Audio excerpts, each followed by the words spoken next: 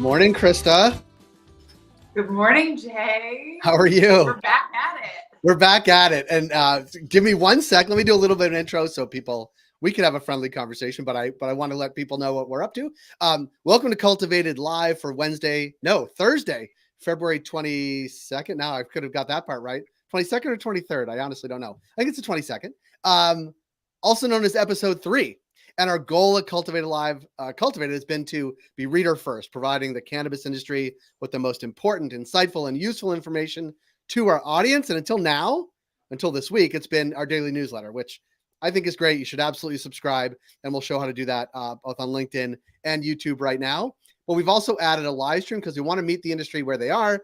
And a lot of people are busy. A lot of people are on LinkedIn, a lot of people on YouTube. So we are streaming this daily. And here's what we do. We recap the most pressing news of the day, often with a guest. And today we have a special one here. And then we dive into a conversation with said guest. And I'm excited about that. And now the stream is available on LinkedIn, which many of you are watching on now, or on our YouTube channel. And we'll put how to follow both of those in the chat.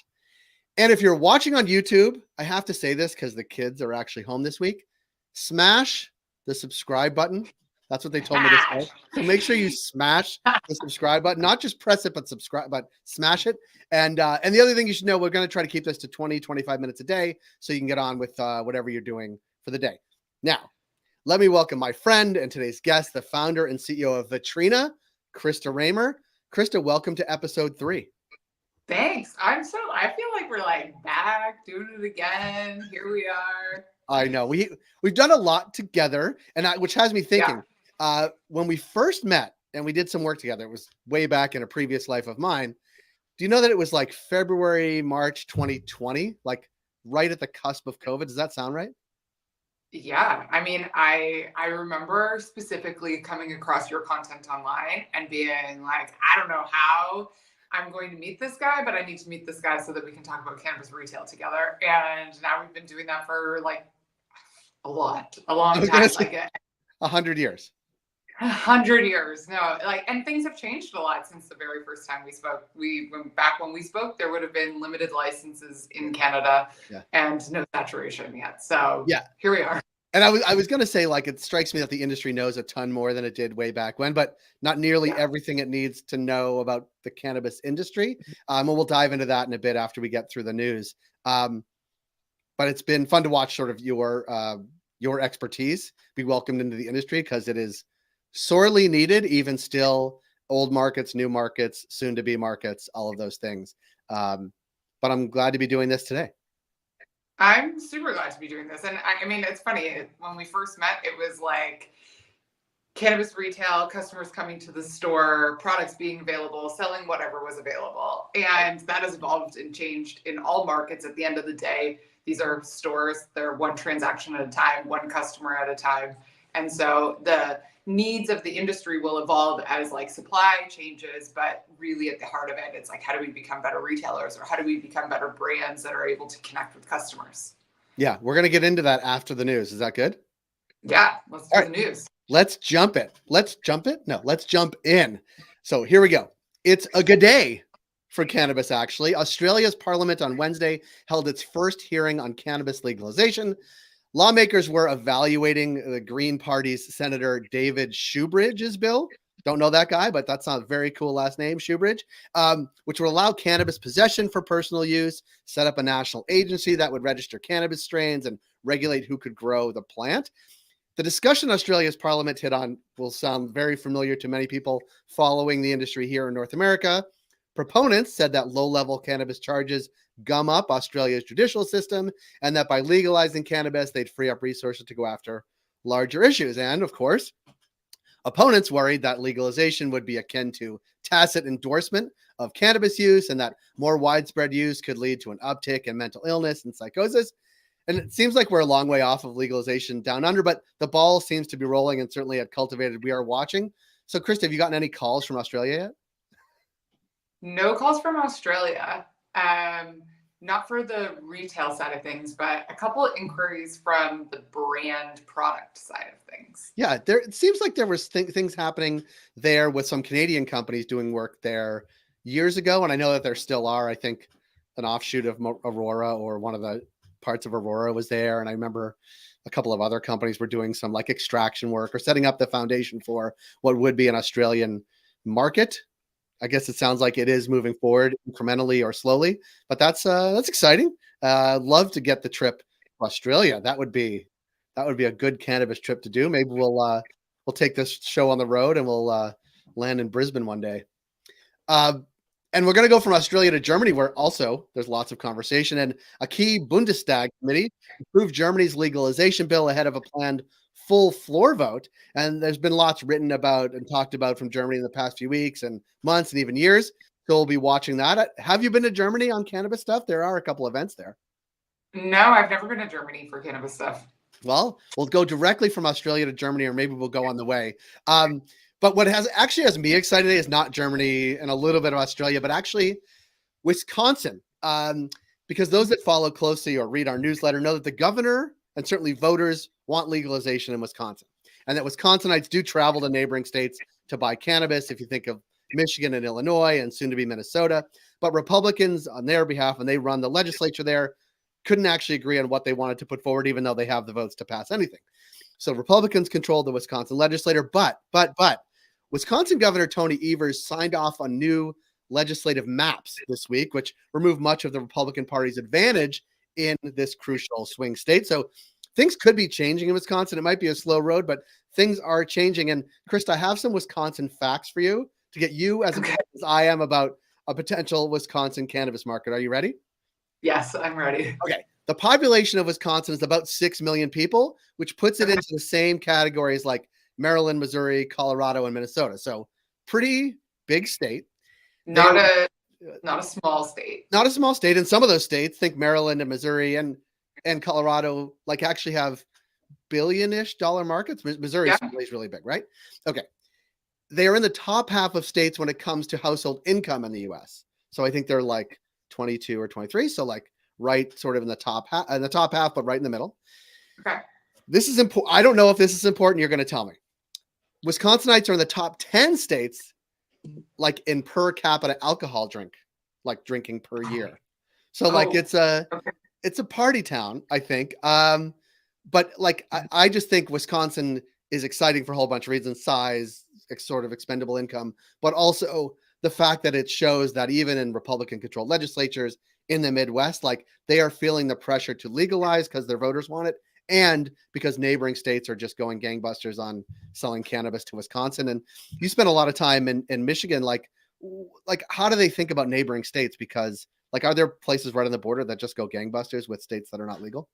Yeah, the border stores are wild. And there is a couple different things to take into consideration there. There is customers who cross the border, and then there is also maybe legacy industry that crosses the border to make purchases at a recreational environment and then bring it back to their own state. And so those are actually two really distinct customer personas in terms of how they're purchasing and what they're doing with the product as well. And those are things that as regulators, we should be taking into consideration as we are potentially going rec in an environment or even med in an environment. And one of the things to think about specifically within that is like, what are we doing to support supply?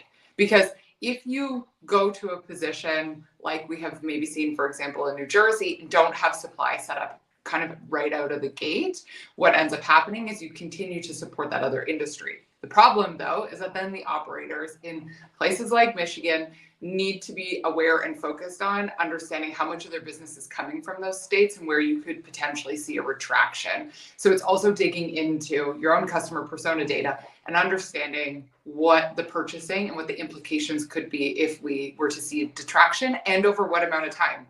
Because if supply isn't supported, then yes, you will still see that purchasing even when the new state goes into a rec or med environment. Yeah, there's a couple different examples of sort of diving into exactly what you said. There was a story a couple weeks ago that New York has a glut of cannabis and nowhere to sell it. Connecticut, a neighboring state, has tons of places to sell it, and actually no supply. No supply. So like there's that. No supply. Right. There's what's happening in Pennsylvania where they're basically saying, look, we are surrounded by states that have legal cannabis, adult use. We really have no choice, and our budget needs it. Like, how do we get there? How do we get there faster? We have Ohio, we have New York, we have Maryland. Like, we have to do this. There's no choice. And that's a gigantic state. That's good for the industry, of course. But like, how do we get that? And then I've talked to two dispensaries, one in Nevada that services basically southern Utah, and like their average basket size is like, I want to say like $1,000. Like, it's ridiculous. Like, they say people come in from Utah, stock up for a month, and like head back.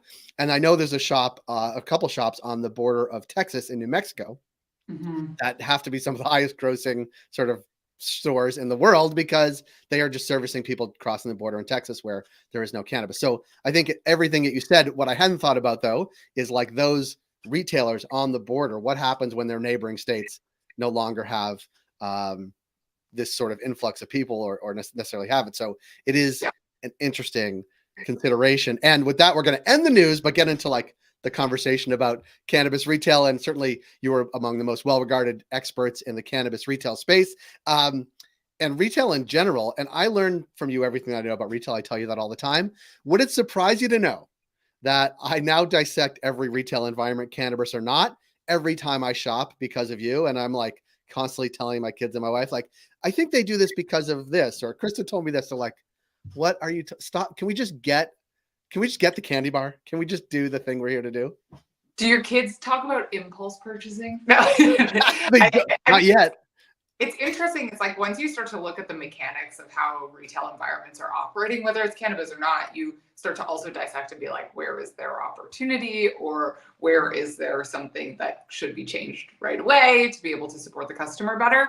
And it's hard. Like, I walk into environments all the time, or I'm on like dispensaries websites, and I'm just like, we can do it. We can do it. There is the potential to be able to kind of like bring this full circle and better service our customers. And I think that we've come a really long way if we think back to like the very first digital menus and the very first stores. And we see that kind of consistently repeat itself into new markets even. And the life cycle gets shorter in terms of what that learning curve is.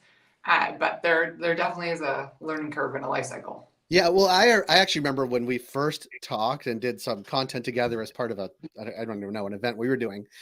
You said that's what actually drove you into the cannabis retail space, is that you went to one of the few dispensaries that was open in Toronto very early on, and you were, you didn't use this word, but like smacked in the face by how bad the retail environment was, and like you knew they weren't going to be successful because of these 5 factors. And I know people continue to do those 5 factors and get it wrong, but like, an aggregate, are retailers understanding that it is a proper retail business even once they get their license? Like, they actually have to think about the retail environment?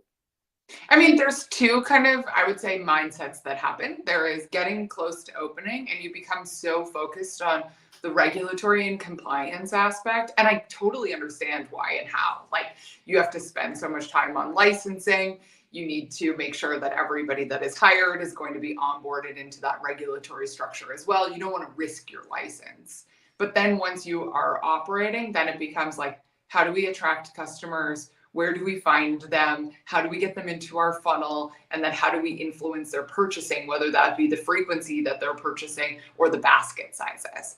And so it's almost like 2 distinct mindsets, and you can pretty much look at environments and understand where we are. And from a like topical perspective, you could look at a different state or province even and understand where they are in their own flow of that, and regulations mixed with supply and demand, mixed with customer awareness, will all influence how quickly these things come together. But it is like, once the doors are open and once you have customers purchasing and then you start to hit a plateau of sales, it becomes a question of saying, how do we make this repeatable? Is there continued growth? Is this actually how we're going to perform? And how do we basically start to refine our operating strategy to be able to extract the right amount of revenue to be able to support the business? Because these are really difficult businesses to run because of all of the other issues that are associated with the industry to run from a profitable perspective, and then to be able to like pay your taxes.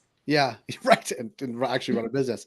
I want to give you, and I think we talked about this very early on about why I like going to my barber. And that's a really good, I guess it's a retail or service experience. But I actually want to give another example from this week. And I go to a lot of Play It Again sports you know I love this. You love playing against sports. I do love playing against sports, but I actually think there's something to this because let me paint a parallel of playing against sports and cannabis retail. There are experts there, you know, relatively young people at Played Against Sports that are experts in a lot of different things. They know the products pretty well, whether it's hockey, you know, I'm in Canada, right? Hockey or skis or snowboard boots, right? Like all that stuff, right? But like when they ask something about what I came in for, it's very specific. When they ask why I came in today, like that, like when they're asking me like questions about the why as opposed to the what, it actually opens up to a lot more conversation.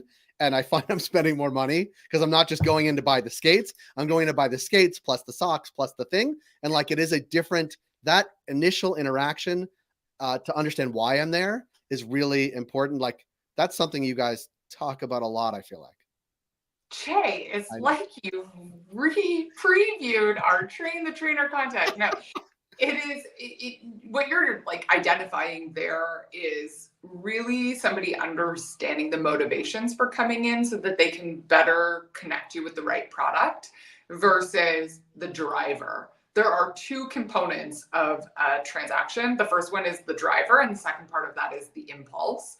And most customers are willing to do an impulse. And now, impulse historically has kind of got a bad feel around it. Like it has a bit of an ick because it's like as if you're motivating the customer to purchase something that they weren't wanting to purchase. Real impulse is actually just about exposing the customer to a product that maybe they weren't anticipating to purchase, but fits within their like wants and needs. And so how we answer questions or also ask those questions, whether that be about tender or anybody that's on the sales floor, will directly influence your ability to uncover the kind of like driver of the transaction and the impulse opportunities. And impulse doesn't necessarily only need to be price points. So if we take that back to like the cannabis side, and I'm like, what brought you in today to the store? Then you're like, I'm here to purchase X, Y, and Z for this occasion.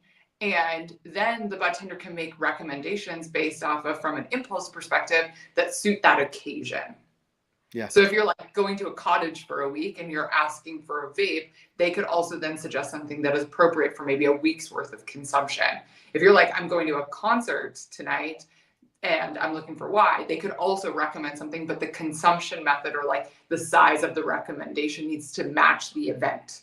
Yeah. So there are the mechanics of the transaction that need to be understood to be able to make the right recommendations. Yeah. It's how I ended up with not only skates, but skates, laces. And tape, right? Like that.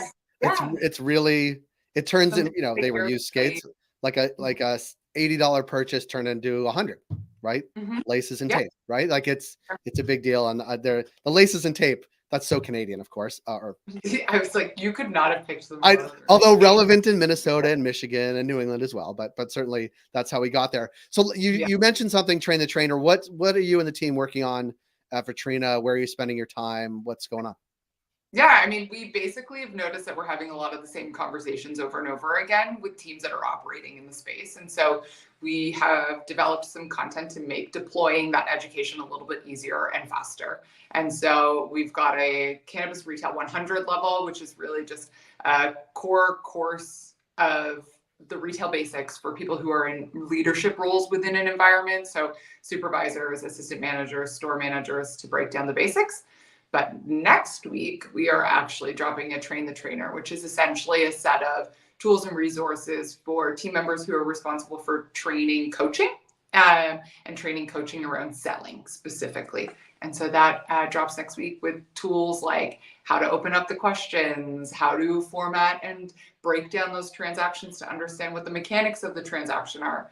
Because we're doing ourselves a disservice when we give team members like a script to follow because they're not able to critically think about what the tools that they need when they're communicating are. And so they get off script and then they don't know what to do. And so we have to be better about our training.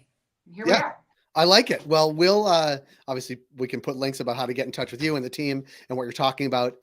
As always, thank you for being here. And just a note to viewers, we're going to try to do this every Thursday. We're going to talk cannabis retail with the Vetrina team, because I think it's really important, as Krista mentioned, like getting the license is a great first step, but actually becoming a viable, profitable retail environment is, I think, sometimes a little more difficult, right? It's not a moment in time, it's all the time, and it's dynamic, and you need to sort of be on top of your game. So, Krista, thank you for joining us here today. We're going to be back here, not you and I, but I will be back here tomorrow at 10 a.m. Eastern as well. And all next week, we'll be joined by Brad from Grown In. We'll have Jeremy back, my co-founder, and Krista will be back on Thursday. We have a special guest as well from the White Ash Group that we launched a newsletter with on Sunday, this past Sunday. It's a People Moves newsletter talking about the people and the movers and shakers in the industry and what they're up to. But Krista, thank you for being here today. It's always nice to see you. Thanks for having us. It's a pleasure. It's a pleasure. Next week. See you next week. And everybody else, we'll see you tomorrow at 10 a.m. Eastern right here on our LinkedIn page or on our YouTube channel. Thanks, everybody.